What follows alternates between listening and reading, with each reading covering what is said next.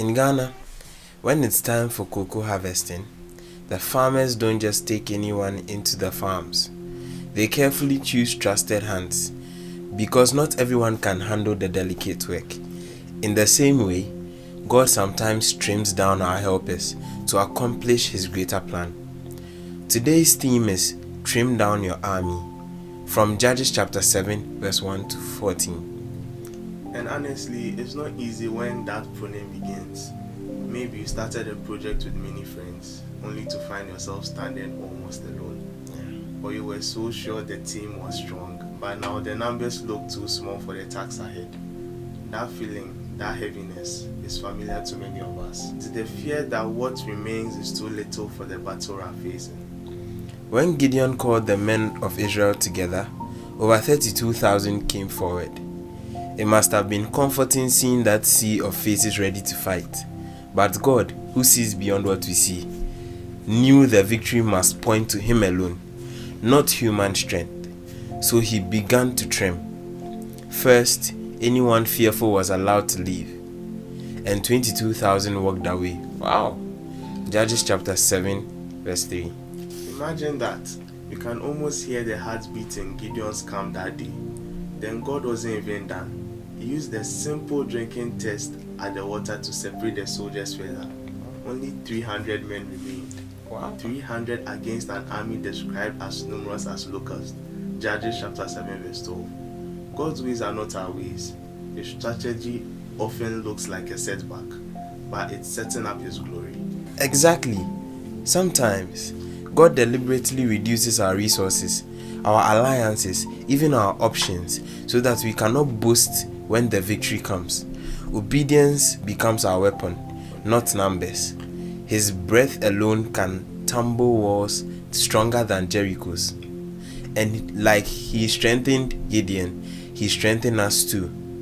Not always by addition, but often by subtraction. You know, in Ghana, we say the path clears better when there are fewer feet. It's true spiritually too. A crowded heart can't hear God's precise instructions. A crowded plan can't make room for God's perfect timing. Sometimes, trimming the army is mercy, not punishment.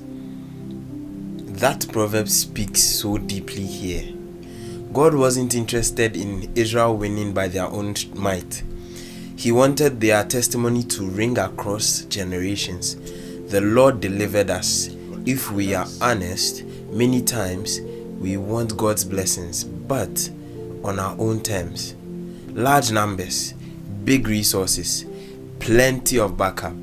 Yet the Spirit is whispering, will you trust me when the numbers shrink? And the answer must be yes. Even if it's trembling, yes. Israel with 300 men didn't win because of their skill. They won because God breathed strength into their obedience. Wow. Like the devotional reminds us, obedience is a recipe for victory.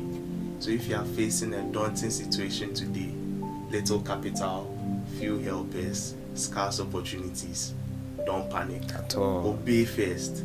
God's hand is not too short to save.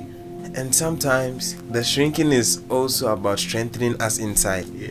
God uses the few moments to teach us deeper reliance, stronger faith, and clearer discernment. It's no accident, it's divine surgery. Amen. Amen. In another Ghanaian saying, the strongest rope is woven from the quietest hands.